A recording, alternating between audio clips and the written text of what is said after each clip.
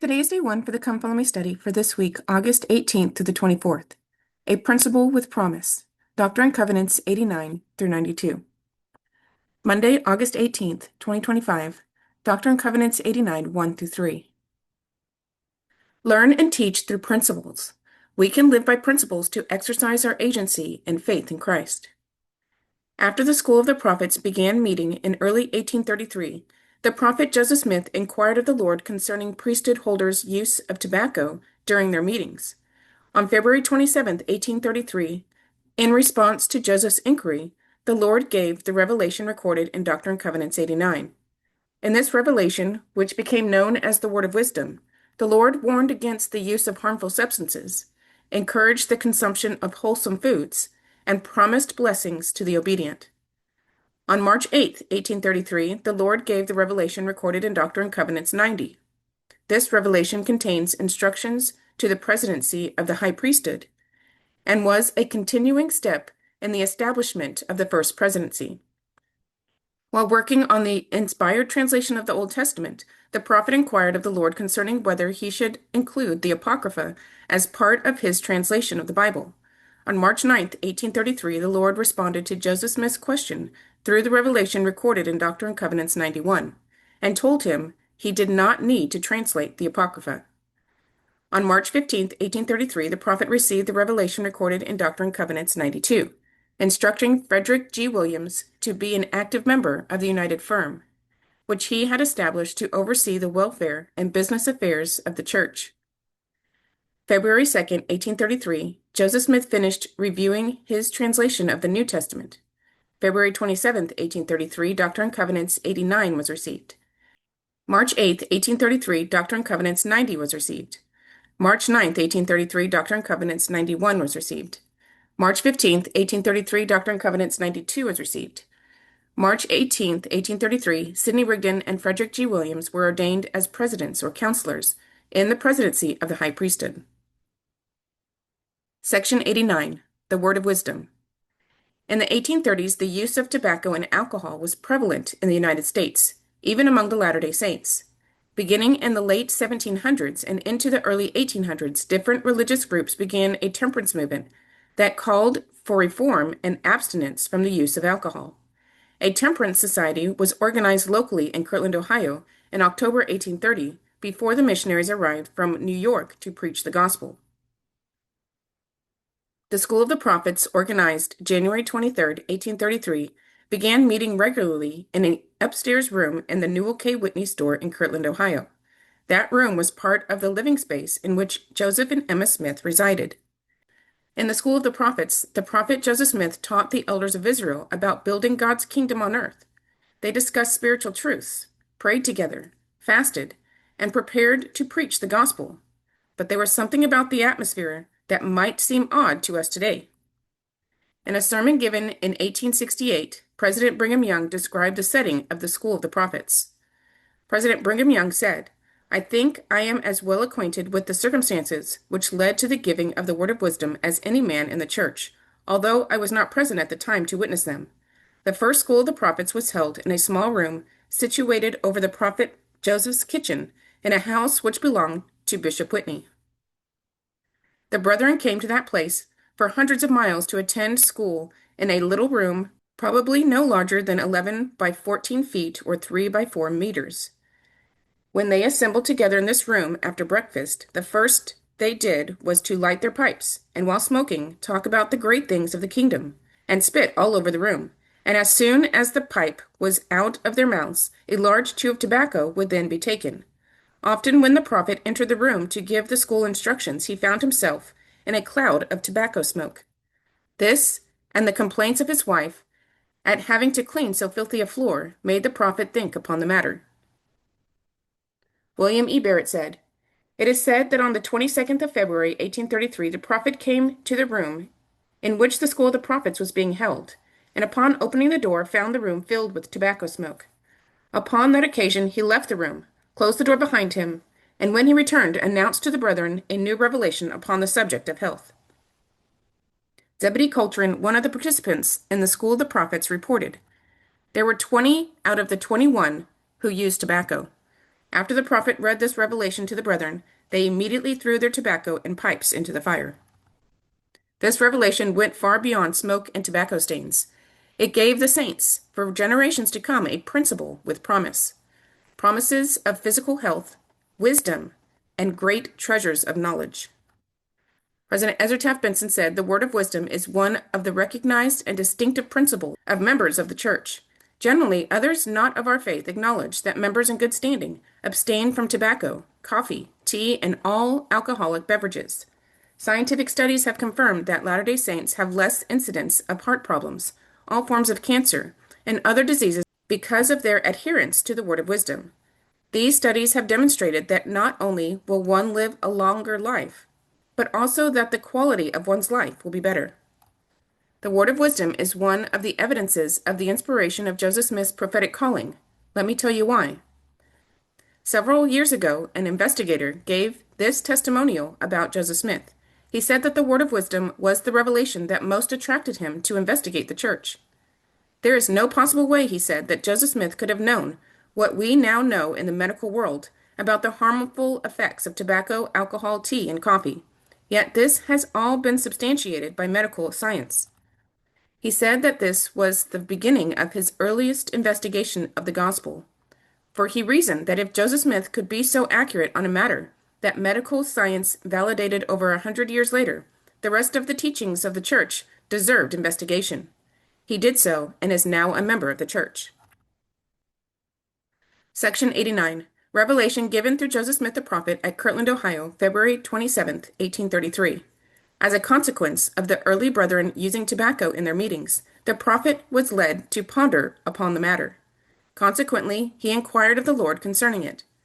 This revelation, known as the word of wisdom, was the result. Think about ways that harmful or addictive substances are presented today in order to entice people to use them. As you read Doctrine and Covenants 89, look for principles that can help you avoid the entrapment of addiction and enjoy both temporal and spiritual blessings. To introduce Section 89, perhaps you and your children could look at a picture of a temple or sing a song about physical health, such as "The Lord gave me a temple," to teach that our bodies are like temples for our spirits. Help your children act out ways they can care for their bodies. A principle with promise. Read Doctrine and Covenants 89, 1 through 4, looking for reasons why the Lord gave the word of wisdom to the saints. Doctrine and Covenants 89, 1 through 2. A word of wisdom for the benefit of the council of high priests, assembled in Kirtland and the church and also the saints in Zion. To be sent greeting, not by commandment or constraint, but by revelation and word of wisdom, showing forth the order and will of God and the temporal salvation of all saints in the last days. Many of the revelations received by the prophet Joseph Smith came to the saints as commandments from the Lord. The revelation recorded in Doctrine and Covenants 89, however, was identified as coming not by commandment or constraint, but by revelation and the word of wisdom. This revelation came to be known by members of the church as the word of wisdom. Although church members were not required to live the word of wisdom immediately after it was given, church leaders gradually invited the saints to more fully live the word of wisdom throughout the early history of the church. The gradual manner in which the Lord required the saints to obey this revelation is an example of God's mercy and love for his children. President Joseph F. Smith said the reason undoubtedly why the word of wisdom was given, as not by commandment or restraint, was that at that time at least, if it had been given as a commandment, it would have brought every man addicted to the use of these noxious things under condemnation. So the Lord was merciful and gave them a chance to overcome before he brought them under the law. President Joseph Fielding Smith said, "We sometimes hear it said that the Lord did not give the word of wisdom by commandment, and therefore some take advantage of a word and justify themselves in not observing this revelation. But let us remember that the Lord has also said that what he has here said is adapted to the capacity of the weak and the weakest of all saints, who are or can be called saints. There were good reasons why it was not strictly commanded at the time the revelation was given, as already expressed. When men became sufficiently taught, they were expected to observe what is here written." In fact, the High Council of the Church, over which the prophet Joseph Smith presided, declared in 1834, by unanimous vote, after a full and free discussion on the subject, that no official member of this church is worthy to hold an office after having the word of wisdom properly taught him, and he, the official member, neglecting to comply with or obey it. The following is from a discourse by President Joseph F. Smith, October 4th, 1908. Here we are informed that it was not given at that time by way of commandment or restraint, but by revelation, a word of wisdom showing forth the order and will of God in the temporal salvation of all saints in the last days. Subsequently, years afterwards, from this stand it was proclaimed from the mouth of the prophet and president of the Church of Jesus Christ of Latter-day Saints, Brigham Young, that the time had come when this word of wisdom, then given not by commandment or constraint, was now a commandment of the Lord to the Church of Jesus Christ of Latter-day Saints, and the Lord required them to observe this word of wisdom and counsel, which is the will of God unto the people for their temporal salvation. On the 9th of September, 1851, some 18 years after it was given, the patriarch of the church, John Smith, delivered a talk in General Conference on the word of wisdom. During his address, President Brigham Young arose and proposed that all saints formally covenant to abstain from tea, coffee, tobacco, whiskey, and all things mentioned in the word of wisdom. President Ezra Taft Benson said, "This proposal was unanimously upheld by the membership of the church. Since that day, the revelation has been a binding commandment on all church members." In 1919, the first presidency under President Heber J. Grant made the observance of the word of wisdom a requirement for receiving a temple recommend. The word of wisdom continues to be an important commandment today, and obeying it is a prerequisite for baptism, temple attendance, missionary service, and other worthy service in the church. Bishops and stake presidents are responsible for determining whether members are worthy to receive church ordinances such as baptism or those available in the temple, or to enter the temple to receive ordinances for others. Keeping the word of wisdom is part of that worthiness. President Heber J. Grant emphasized that the word of wisdom was a commandment and warned those who did not obey it that the day is gone by when the Lord will trifle with the Latter-day Saints. He has said that his spirit shall not always strive with man. Although the Lord allowed a time for adjustment for those who were already members of the church when the word of wisdom was given, today it is expected that all saints adhere to the commandment. At the time the revelation recorded in Doctrine and Covenants 89 was received, medical science had not yet identified the physical health benefits from abstaining from the use of alcohol and tobacco. The Lord declared in this revelation that the teachings of the word of wisdom showed the order and will of God in the temporal salvation of all saints in the last days. This temporal salvation may have reference to a promise of increased physical health and strength.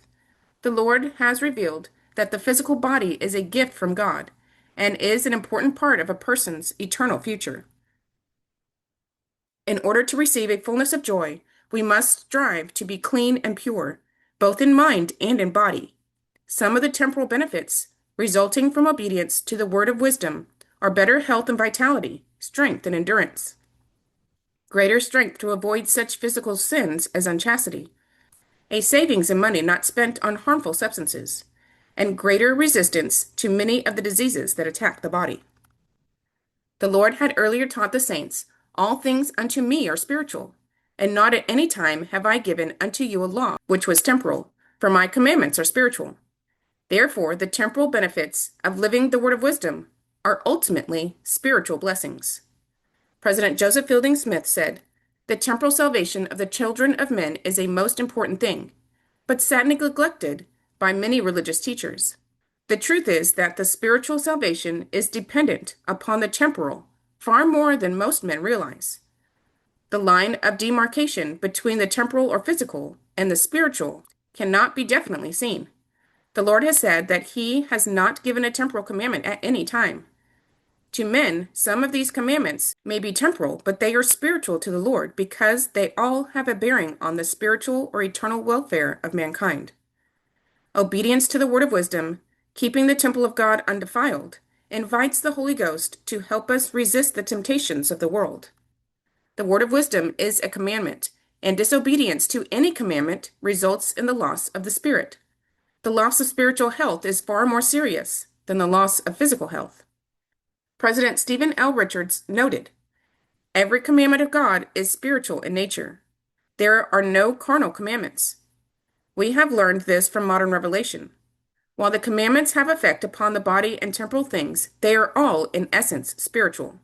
The word of wisdom is spiritual. It is true that it enjoins the use of deleterious substances and makes provision for the health of the body. But the largest measure of good derived from its observance is an increased faith and the development of more spiritual power and wisdom. Likewise, the most regrettable and damaging effects of its infractions are spiritual also. Injury to the body may be comparatively trivial to the damage to the soul and the destruction of faith and the retardation of spiritual growth. So I say, every commandment involves a spiritual growth. So I say, every commandment involves a spiritual principle." President Russell M. Nelson of the Quorum of the 12 Apostles explained some ways that the physical body can impact the spirit. Remarkable as your body is, its prime purpose is even of greater importance: to serve as tenement for your spirit. Your spirit acquired a body at birth and became a soul to live immortality through periods of trial and testing. Part of each test is to determine if your body can become mastered by the spirit that dwells within it. If you yield to anything that can addict, and thus defy the word of wisdom, your spirit surrenders to the body. The flesh then enslaves the spirit. This is contrary to the purpose of your mortal existence. And in the process of such addiction, your lifespan is likely to be shortened, thereby reducing the time available for repentance, by which your spirit might attain self-mastery over your body. Doctrine and Covenants 89:3. Given for a principle with promise, adapted to the capacity of the weak and the weakest of all saints, who are or can be called saints. From the time that the word of wisdom was received, church leaders have interpreted the revelation as prohibiting the use of alcohol, tobacco, coffee, and tea. The use of illegal drugs and the abuse of prescription drugs are also prohibited. Beyond that, the saints are left to decide what other substances may not be in harmony with the word of wisdom. Fortunately, the Lord explained that the instructions were given for a principle with promise, meaning that there is sufficient truth contained in the revelation that can guide a person's decisions. President Boyd K. Packer of the Quorum of the 12 Apostles described how the word of wisdom embodies specific principles that we can use to guide our decisions. The word of wisdom was given for a principle with promise. That word principle in the revelation is a very important one. A principle is an enduring truth, a law, a rule you can adapt to guide you in making decisions. Generally, principles are not spelled out in detail. Members write in asking if this thing or that is against the word of wisdom. It's well known that tea, coffee, liquor, and tobacco are against it. It has not been spelled out in more detail. Rather, we teach the principle together with the promised blessings. There are many habit-forming, addictive things that one can drink or chew or inhale or inject, which injure both body and spirit, which are not mentioned in the revelation. Everything harmful is not specifically listed. Arsenic, for instance, certainly bad, but not habit-forming. He who must be commanded in all things, the Lord said, is a slothful and not a wise servant. In some cultures, native drinks are claimed to be harmless because they are not specifically mentioned in the revelation. Yet, they draw members, particularly men, away from their families to parties which certainly offend the principle. Promises made in the revelation will be denied to the careless and the reckless. Obedience to counsel will keep you on the safe side of life. Christ invites all to come unto him and denies none. All who humble themselves and come to the Lord may become saints. And in Doctrine and Covenants 89:3, the Lord assures us that all saints can obey the word of wisdom. Youth who are tempted to smoke, drink, or take drugs should be aware not only of the spiritual danger of disobedience to God's commandments, but of how difficult it can be to stop taking harmful substances after one has become addicted to them. Individuals who struggle with addictions may not succeed in quitting all at once, but can be helped by family, health professionals, medication, fasting, prayer, and priesthood blessings.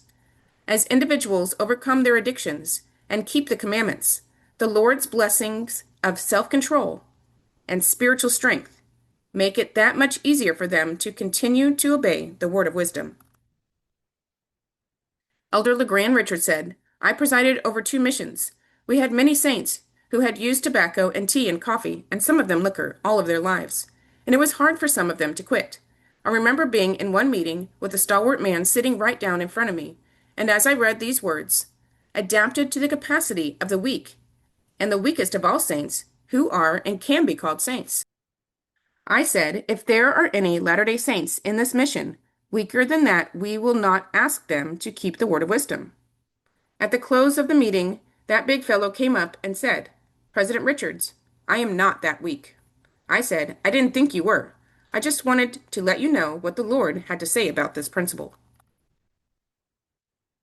President George Albert Smith said, Are we worthy to be called saints? All who hope to be called saints should certainly be observers of the word of wisdom.